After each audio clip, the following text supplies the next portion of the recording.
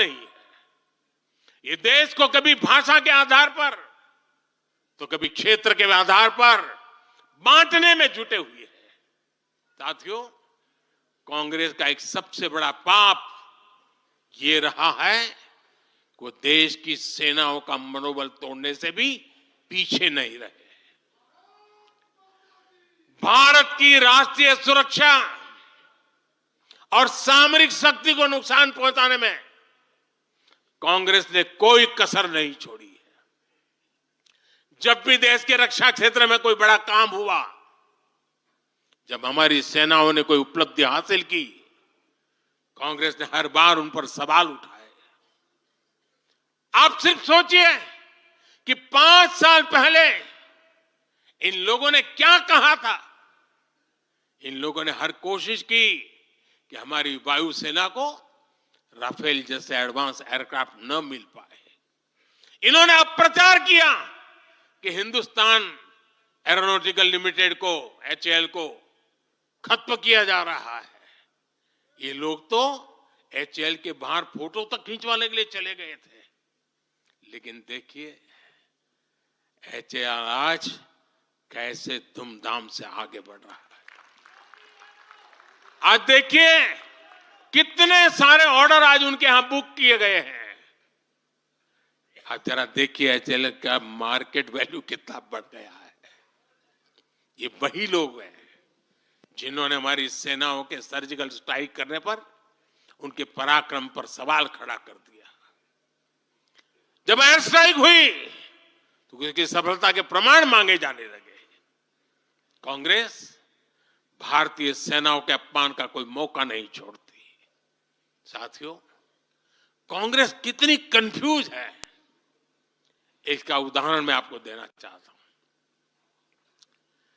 कांग्रेस में लड़ाई चल रही है और बड़ी तगड़ी लड़ाई चल रही है, लेकिन मजा यह है कि सिद्धांतों की नहीं चल रही है, योजनाओं को समझ में नहीं चल रही है।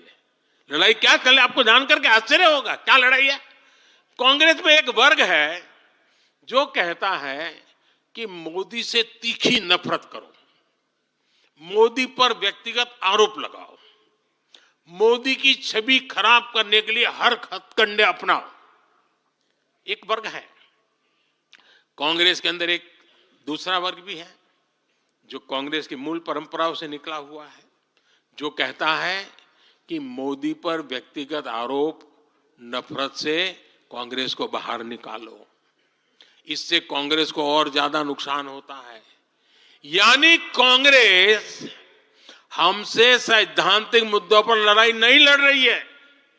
कांग्रेस इतनी हताश है कि उसमें सैद्धांतिक विरोध, वैचारिक विरोध का साहस भी नहीं बचा। इसलिए गाली गलौज और मोदी पर झूठे आरोप ही उनका एकमात्र एजेंडा बन गया है। साथियों, लाल किले से मैंने कहा था यही समय है,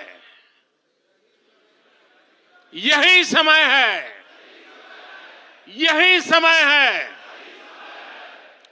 भारत के इतिहास में आज वो समय आ गया है जब हमें अपने देश का भाग्य बदल देना है।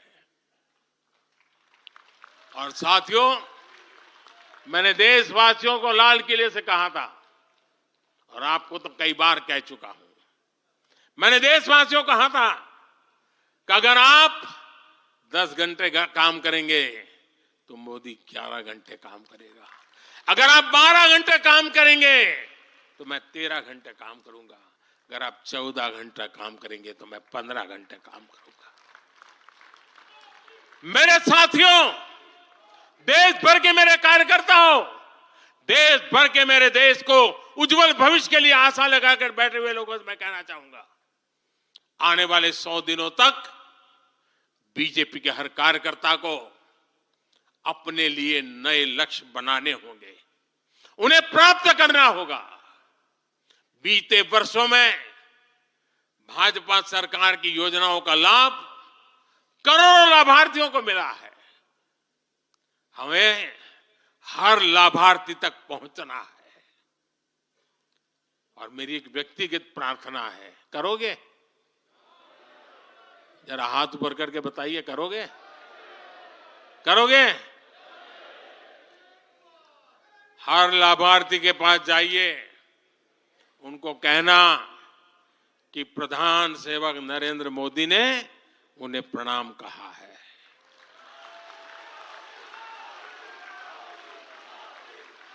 और इसमें आपको नमो ऐप से भी बहुत मदद मिलेगी।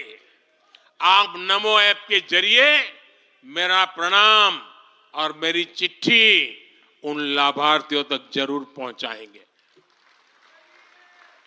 किसी भी बूथ में एक भी फर्स्ट टाइम वोटर ऐसा ना हो जिस तक बीजेपी का कार्यकर्ता पहुंचा ना हो। आपको उन्हें पिछले 10 वर्षों के काम और आने वाले 5 वर्षों के प्लान, इसके विषय में जरूर बताना है। मैं आपको उन्हें नमो ऐप पर विकसित भारत का ब्रांड एम्बेसडर बनाने के लिए हमें उसको जोड़ना है। वो हमारा एम्बेसडर है। मतदान के दिन इन सभी मतदाताओं को बूथ पर लाकर हमें कमल निशान पर मतदान करवाना है और जहां एनडीए के साथी हो उनके निशान पर मतदान करवाना है। साथियों, हमें याद रखना है, हमें सिर्फ सरकार बनाने के लिए लोगों को नहीं जोड़ना, बल्कि देश बनाने के लिए भी तो लोगों को जोड़ना है। जो किसी भी कारण से अभी भी भाजपा से दूर है, उन तक हमें पहुंचना है। सबका साथ, सबका विकास ही हमारा मंत्र है। हमारे स्वतंत्रता सेनानियों ने जो सपने देखे थे, अब उन्हें पूरा करने का समय आ गया है। और इसके लिए भाजपा जरूरी है। इसके लिए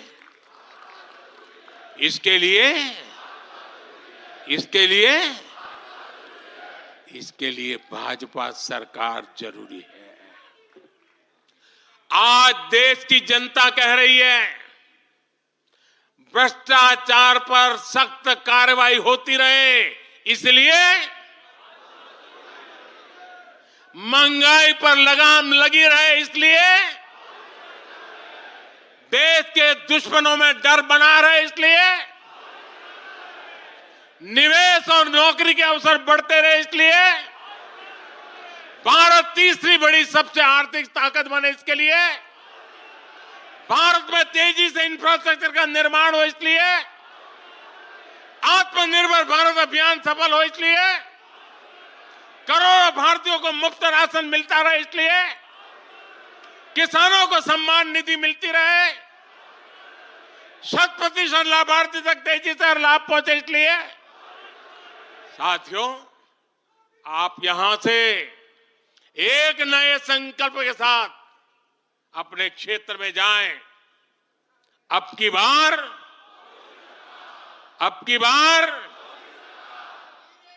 400 पार, अब की बार इस मिशन पर हमें जुट जाना है। आप सबको मेरी तरफ से अनेक अनेक शुभकामनाएं हैं। मेरे साथ बोले, भारत माता की, भारत माता की, भारत माता की। मैं समझता हूं अभी वंदे मातरम होने वाला है।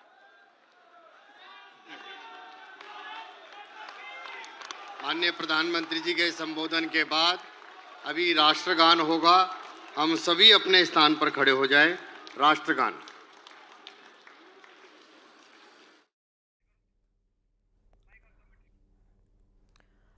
तो लोकसभा चुनाव पर महामंथन हो रहा है। अब की बार 400 पार का नारा एक बार फिर से प्रधानमंत्री नरेंद्र मोदी द्वारा लगाया गया है। पूरी तरह से बीजेपी चुनावी मोड में आ चुकी है, चुनावी एक्शन में जुट चुकी है। आखिर किस रणनीति के तहत आगे बढ़ना है और क्या क्या कुछ करना है, योजनाओं का लाभ किस तरह से लोगों को पहुंचा, किस तरह से योजनाओं की शुरुआत की गई, हर एक चीज पर बारीकी से जानकारी भी दे रहे थे, बता भी रहे थे और फीडबैक भी इस महाधिवेशन में प्रधानमंत्री नरेंद्र मोदी द्वारा लिया गया है। महामंथन लगातार जारी है, साथ ही साथ जीत का मंत्र देने का सिलसिला भी चल रहा है। जीत का मंत्र भी सभी नेताओं, कार्यकर्ताओं को, दिग्गजों को दिया गया है कि आखिर किस रणनीति के तहत आगे बढ़ना है और 24 को फतेह करना है। फतेह करने की अब बारी है। 400 पार का नारा अब लगा दिया गया है।